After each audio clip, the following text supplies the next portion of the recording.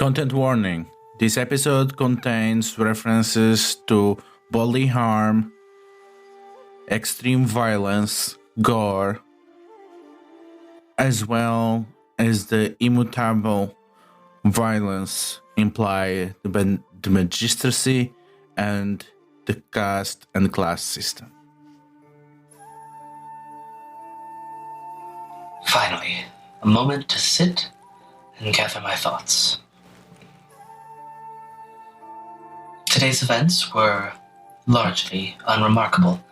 A Fox Clan samurai met us at a wayward stop and could prove useful in the future, but seems cautious and worrisome in their approach. I do not know how this will factor into future negotiations. My honorable associates, the Lord Minoru and notable Yuzume-san, decided to take yet another late midnight walk together. I am concerned that this is becoming a recurring habit that I may need to address at some point in the future. Hajime, on the other hand, is showing a delightful surprise in courtesy and quick thinking. The boy has some talent I did not notice at first that I may be able to refine. More importantly than all this, though, and more pressing, is the upcoming negotiation with the Shinjo Lord. I am afraid from what I've heard of them that they are in a unusual position of power. I will need to be cautious in my approach, ensuring that no offense unintended is given. Get to the two cranes as you are on the geta, and you hear shouts coming from the village, and you recognize them as being from your two companions coming off from somewhere in Porisuku. Asahina does not hesitate. He snatches his katana up and says, "Aiko, with me," and just starts running. Aiko wordlessly follows. You rely on your senses, and then you ignore them, and you shut off the world, and you get a clear intuition. You can feel intent to kill coming off strongly from the temple at the center of the village. And you are able to go there as fast as you can. Now, let's go to the other two. And we're gonna see how they get themselves ready to start the combat. I'm going to spend one of the opportunities to cancel the strife and the other opportunity to learn a foe's weakness. Okay.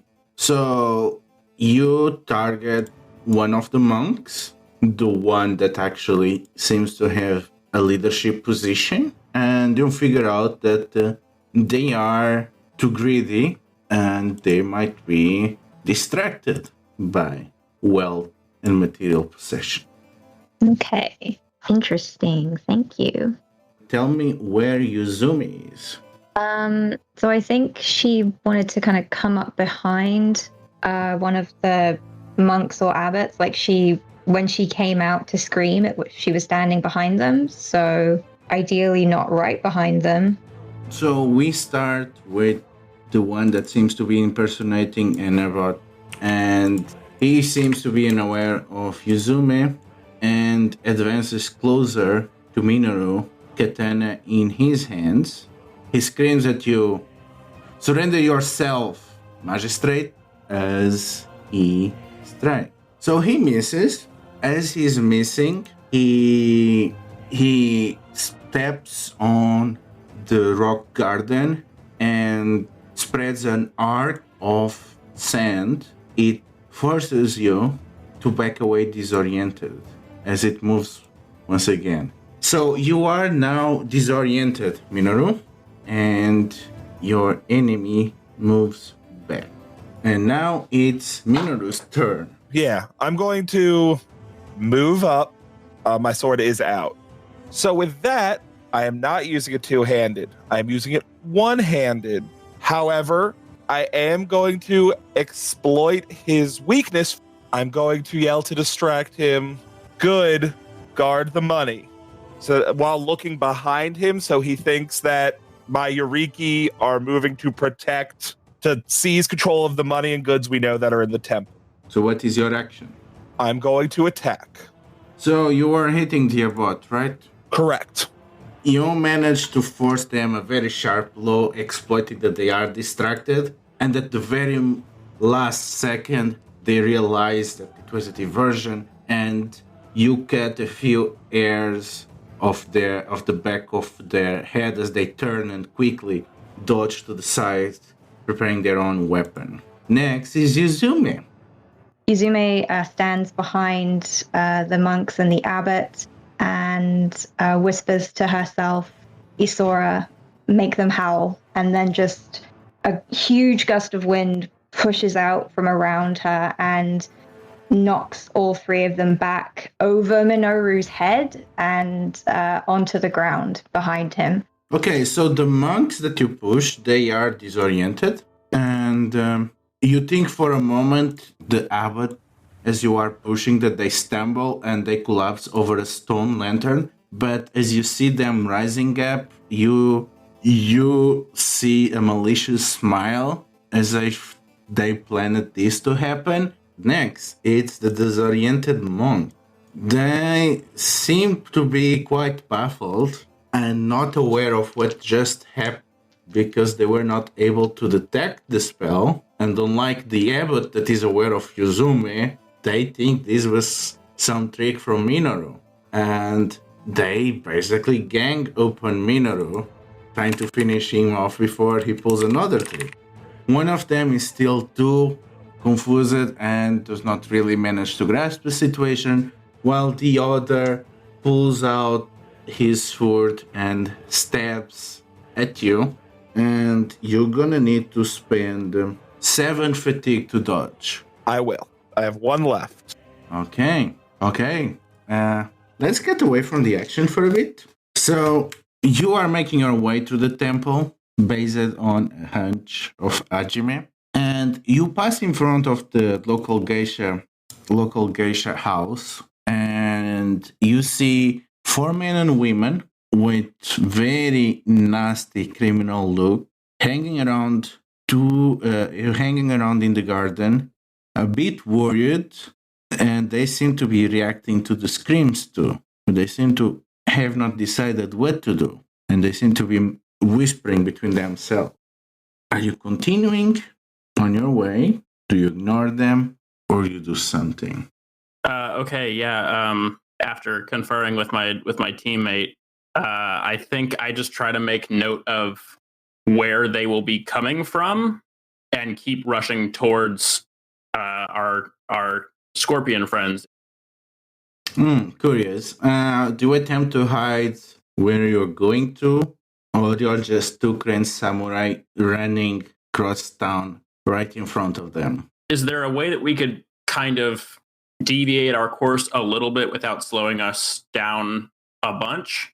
Yeah, I think so. I think you cut your way through a bundle of trees, scaring a few night birds and chickens on the way, and they splatter around, and we thugs, they look at the noise and they only see some birds. They don't see two big blue birds running on the way to the temple. Back to the action. It's again Minoru. Minoru at first looks like he's going to swing at the abbot.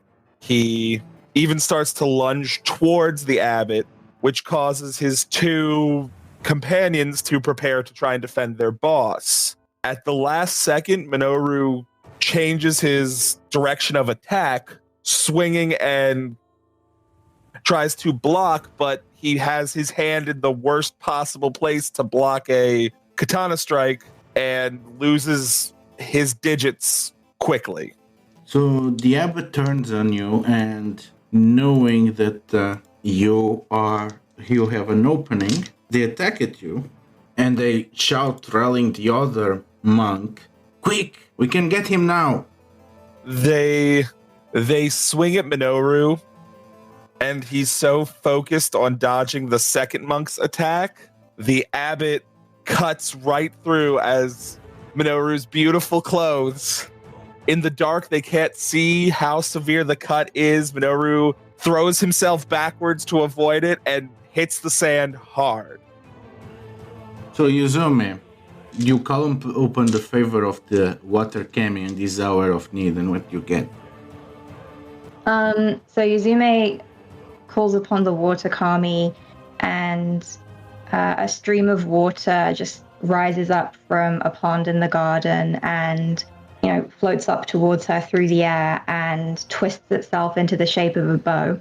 She holds it in her hands, raises it right up so she's ready to shoot, and she shouts at one of the monks, "Step away from my magistrate," and she shoots, and the arrow misses.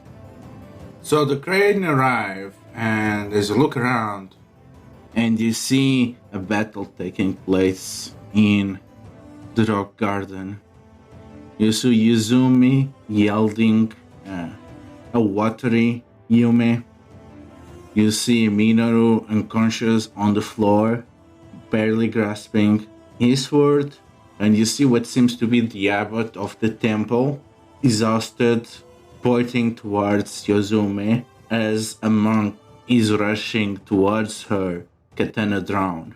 And at the foot of the abbot lies another monk. Minoru hears the extra footsteps, and for a minute, his only thought is, oh, this has gone the worst possible way it could go. Not only are there these three, but the rest have shown up. And out of the corner of his eye, he sees the white hair of the two cranes stark against the sky. And that gives him a moment. He just takes a deep breath and rolls up. Minoru is going to move towards the monk and Yuzume. Is gonna be the abbot, which suddenly is surrounded by new arrivals, Eiko and Hajime. So the abbot seems in panic and points his finger at Minoru, trembling. "Crane-sama, thank you that you came. Something happened to the magistrate.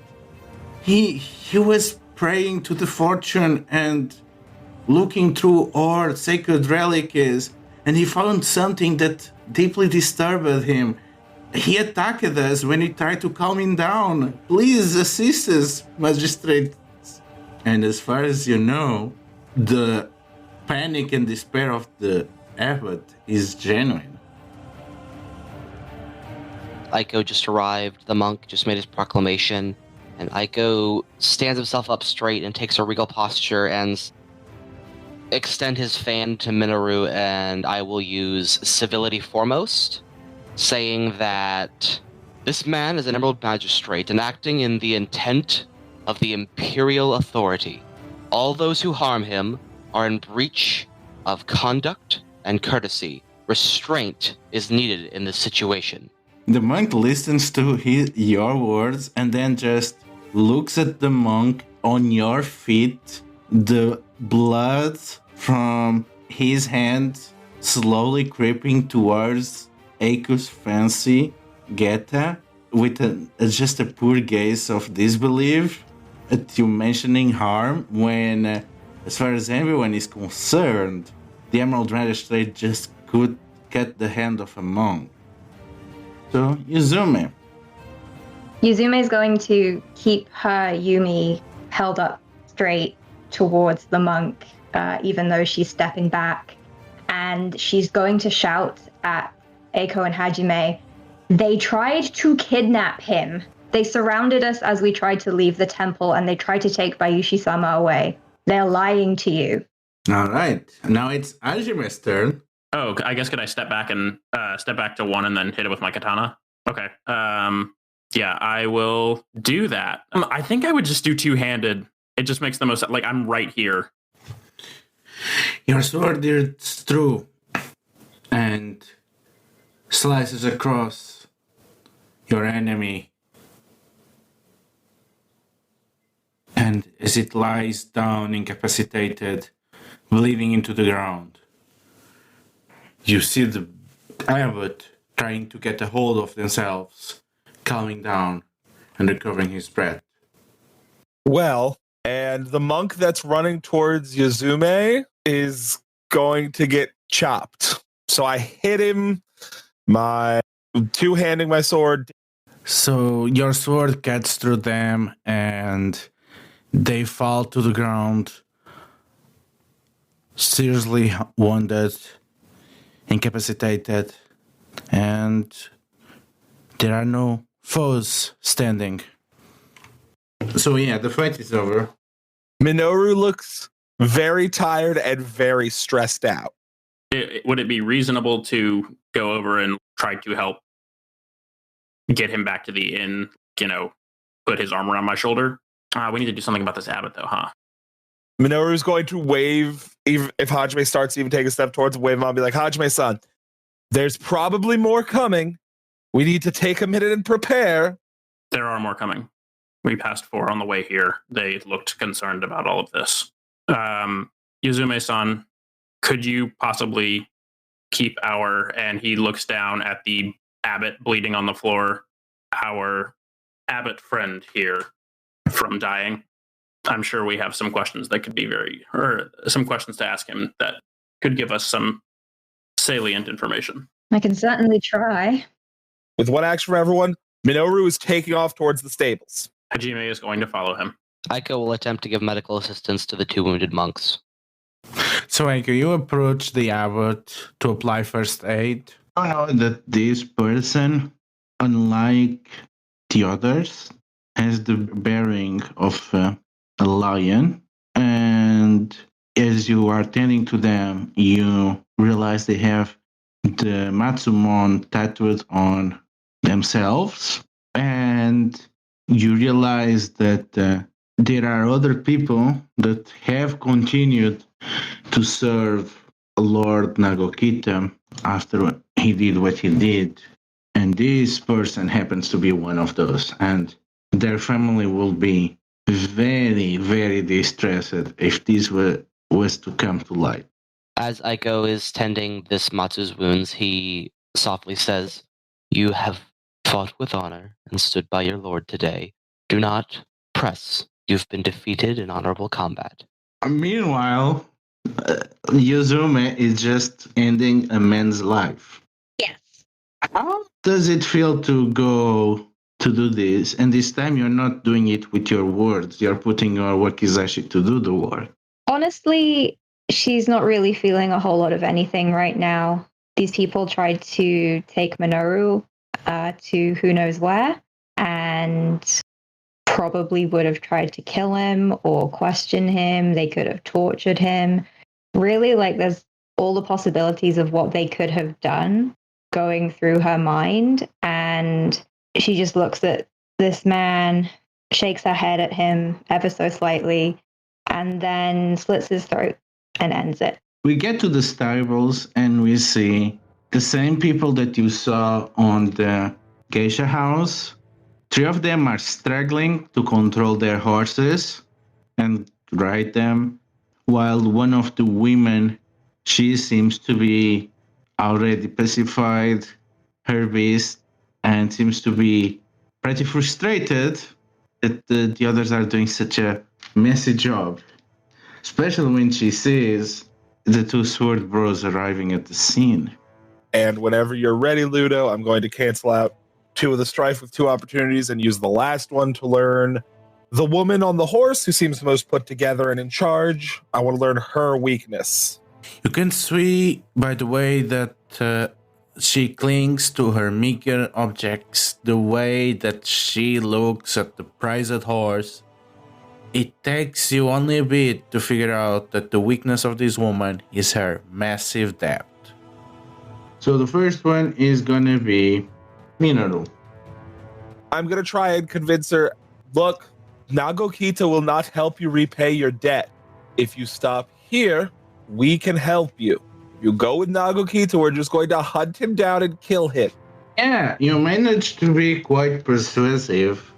And she says, you can get the spoils. These 3 are yours. We saw the wagon. How much was in the wagon, dare I ask? So it is probably a wagon full of weapons and the money that they have to divide between 4. I am going to very calmly respond. There are other ways we can help, but I cannot let you take the spoils. Consider the fact that there's always more money in the future as long as you're still breathing. Now it's her turn. She is not pleased with this, and she's gonna be leaving. She's on a pony that she stole from one of you.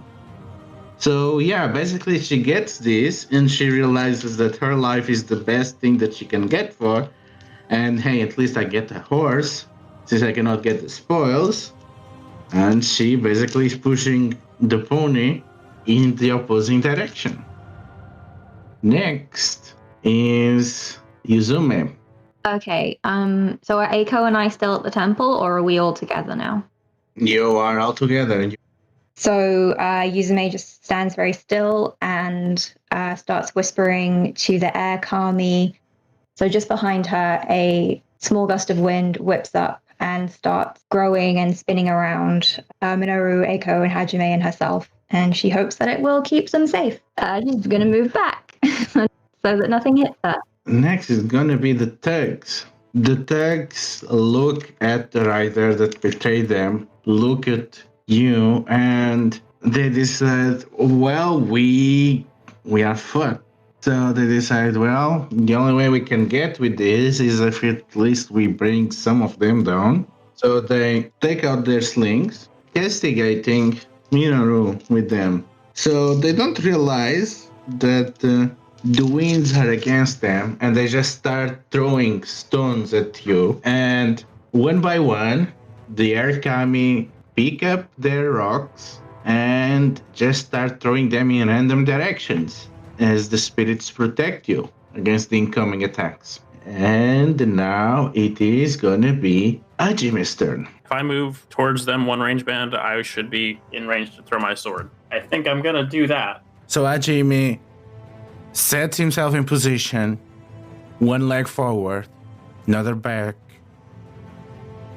distributing his weight across the muscles.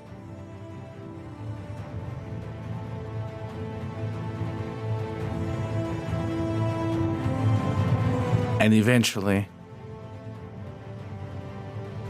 throwing the sword,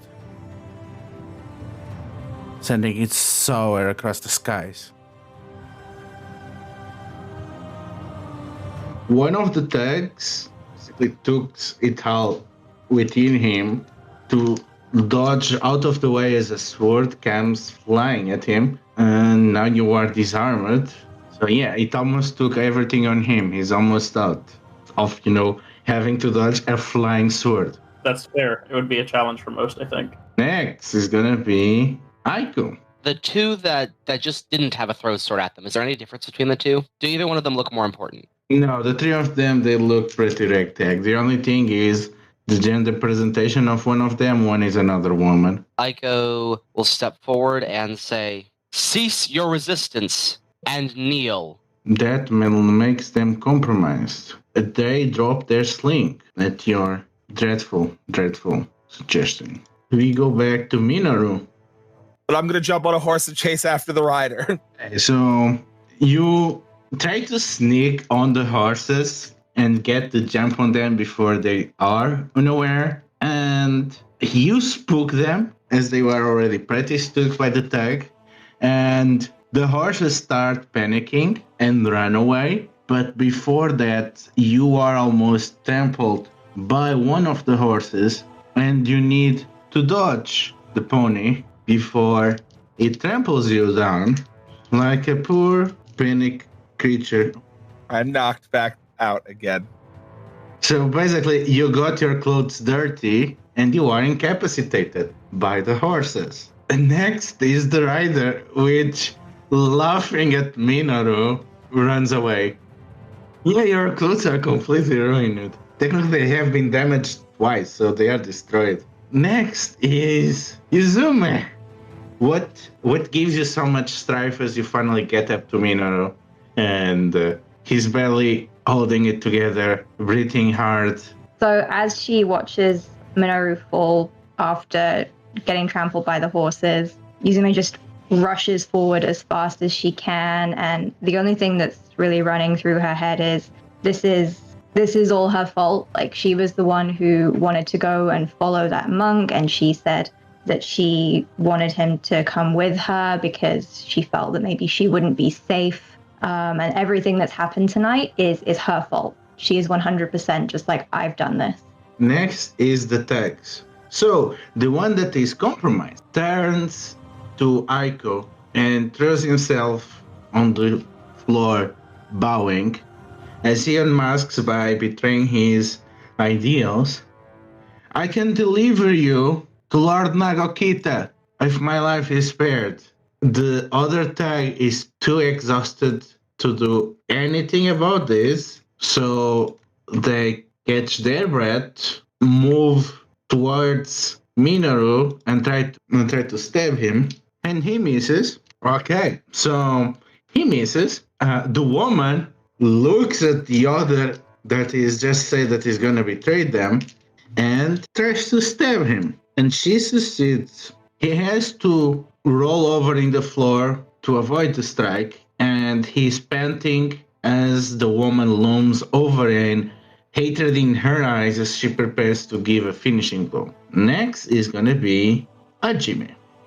Yeah, I'm just gonna try to punch her super hard. I'm just going to try and knock her to the ground. Okay, so just wakizashi him. Okay, then yeah, I'm gonna jutsu cut him, and I'm just gonna use the 2 opportunities to inflict a critical strike. That puts him incapacitated. Now you're gonna deliver 2 critical strikes. And they are now unconscious, bleeding. Hajime just closes in at this one that just attacked Minoru, and it's almost like a mirror of the time that Minoru and him did a practice duel, but this time it's for real. He cuts right across this person's face. They are blinded, and there is just a spray of blood that goes up into the air. Yeah, they just immediately get unconscious and are laying on a pool of their own blood. Their face, a mess of gore. Next is Aiko. Aiko will gesture to the bandit that is laying and surrendered and say, "You will not harm him." Let's see how that goes. Minoru. I'm going to take a calming breath. One more and I'll be back up, guys. Do you move back into the safety of the Arkami? Yes. Oh, for sure. Okay. Next is the rider going further away. And next is going to be Yuzume. Yuzume runs forward, fully intending to knock one of the thugs over with a burst of wind, but all of the kami are too busy forming the gust of wind at her back, and they do not listen to her. The other one, they cannot take action. They are bleeding to death. The other thug gets closer to Yuzume, and still with his... No, this one is the one that dropped the sling. And he draws his katana and guards Yuzume. The other thug, really frustrated, advances, takes 4 strife, is 1 short of compromising, and misses the other guy. And she unmasks by throwing her katana to the ground, realizing that this is pointless. You have 2 prisoners in front of you. You assume you have 1 back at the temple. I pick up my sword and sheath it. Well, I clean it first and then sheath it. Minoru wakes up, looks at Yuzume. Yuzume-san, did you make it very cold or am I naked? You are nearly naked, Minoru-san. That is very unfortunate. Aiko is looking over the 2 surrendered bandits, glaring them down, not saying much, composing himself, thinking about how to move from here, and trying to figure out the best way to use the new prisoners. And is very eager to tell you. You need to check the monasteries. That is where Nagokita is hiding. We don't visit them personally, but we know that the monks that go there, they always stop at the hamlet of Suturi. So it has to be one of the monasteries that are 1 day from that hamlet. That should limit your choice. As he's explaining, Asahina just walks off wordlessly to go get the abbot and bring him back over here. Yuzume is going to help Minoru get up and just politely look the other way. Minoru is going to get up, walk into the inn, and head to his room where he hopefully has a second set of clothes. Aiko continues glaring at the two prisoners and says, "How did two warriors such as yourself come into the service of the man we're looking for?" The woman sneers, born on the House of Midnight Blossoms. His people offered us training and a place to be samurai.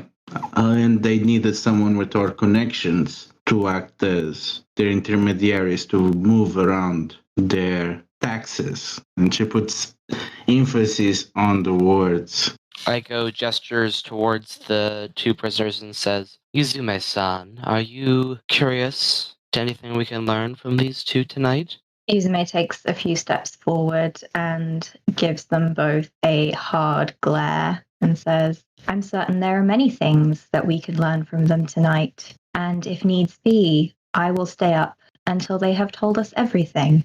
It is clear they have already shown wisdom in their actions and their ability to determine the correct course of action. Let us hope that they continue to. Benson seems pleased, but the woman seems frustrated.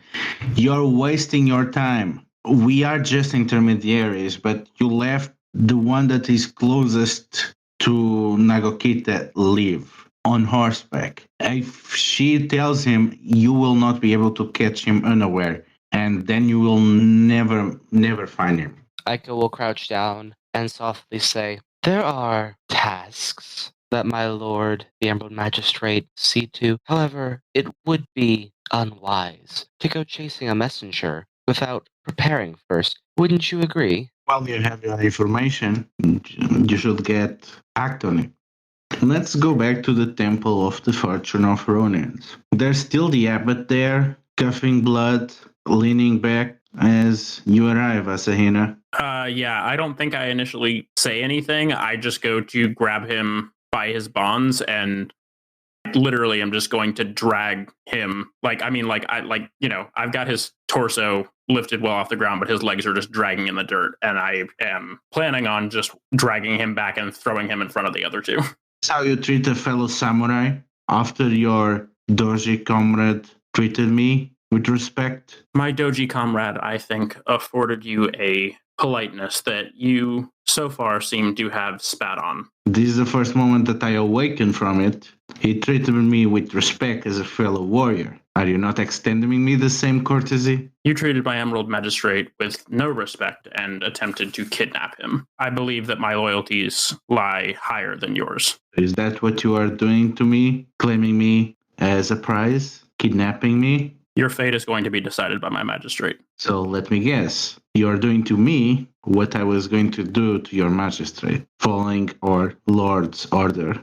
I cannot speak on his behalf, but I can certainly act as instructed. And what were you instructed to do? To treat me like a dog? Drag me there? Without the basic decency of courtesy that the Crane clan is so proud of? I sort of stop and I think not audibly to him, but like a little bit, just kind of sigh and say, "Do I have your word that you will not run?"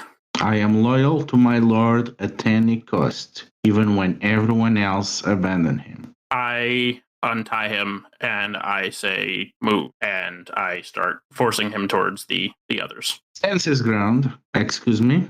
I said, "Move." My magistrate has questions for you. He stands in the Emerald office. You will answer the questions. I was not aware that I was being persecuted of any crime. I thought I was going to be taken as a hostage. I say, for the moment, you are a hostage of the Emerald office. My magistrate will decide what is to be done with you from there. He seems to have a smirk. Oh, so the Emerald office now takes hostage, like mere samurai battling a blood feud. I mean, Hajime is starting to get Hajime is having a pretty bad day. I don't think Hajime's ever actually killed someone, and he's killed 2 people today. You cannot lie to yourself. What is the horrible realization that Hajime has about what transpired to him just now? I think the thing that's bothering him the most about this is that to him, he was doing his duty, protecting his magistrate. That's his job. But as far as these quote-unquote monks, I guess, former Matsu samurai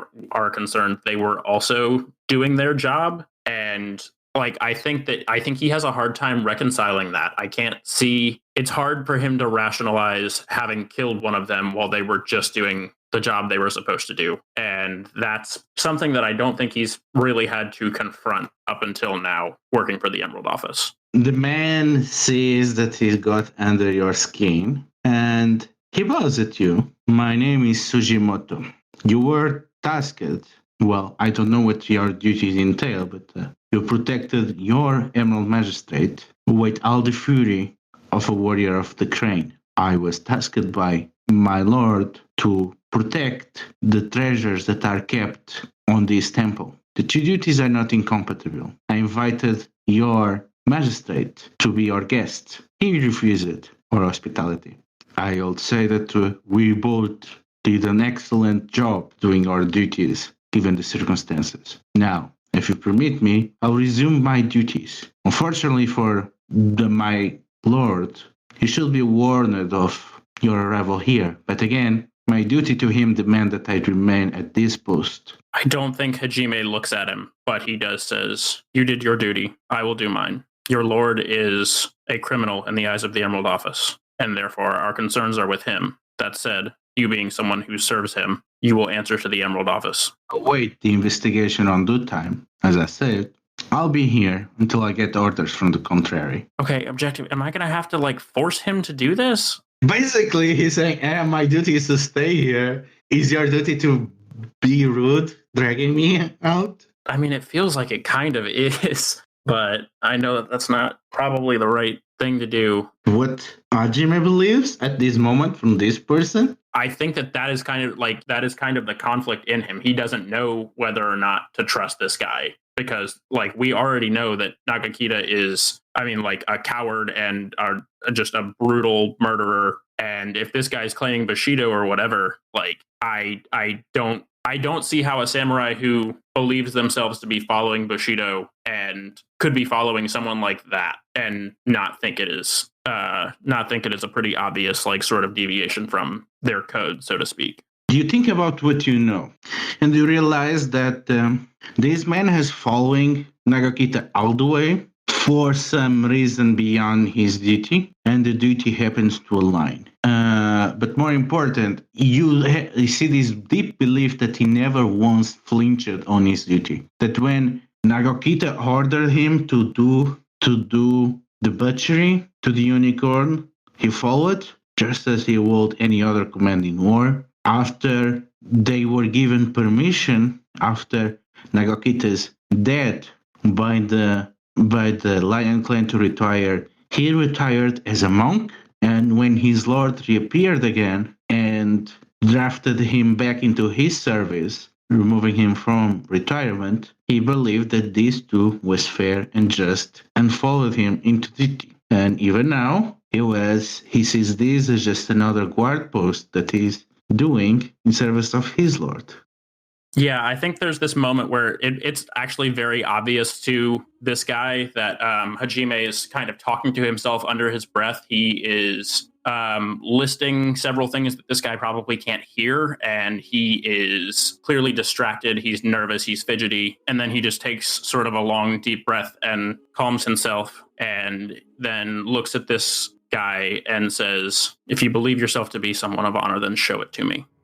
And he steps, I think, far enough away that he is ready to duel this guy. So yes. What are your terms for this duel? I turn and look at him. This duel is to the death. I gladly accept Asahina-sama. However, and he has a smile as he commends you on what he perceives as your cleverness. I am not able to enter a duel to the death without explicit permission from my lord, as my life belongs to him. As such, I have to inform you that my lord is receiving the hospitality of the fortune of Sabanokami, the mostly unknown fortune of knots. If you fail to find him there, I will have you know that we never really abandoned our ancestral seat at Shiro Nagokita. And if the locals will make you believe that place is abandoned, I recommend that maybe you check again. I'll be patiently awaiting for confirmation that I have authorization to duel you to the death. Now, as for my parts of the terms, I say we fight here on this temple wearing armor and spears.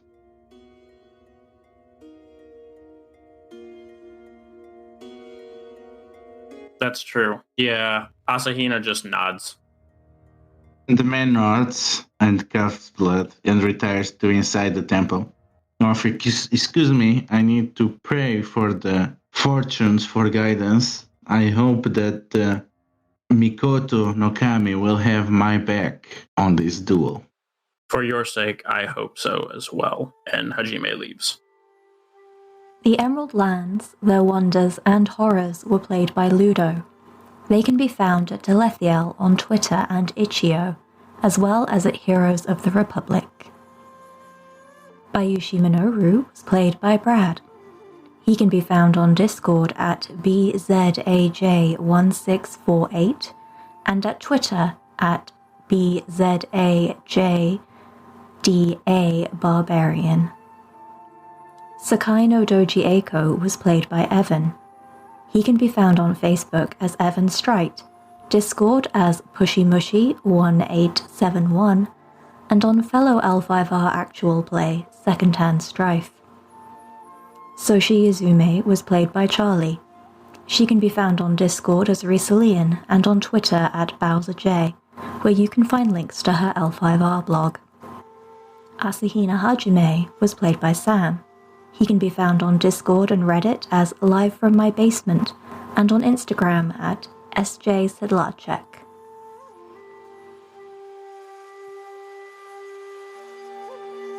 This is a Court Games podcast. You can find out more about them at CourtGamesPod on Twitter or at their site, courtgamespod.com. Legend of the Five Rings is the intellectual property of Fantasy Flight Games.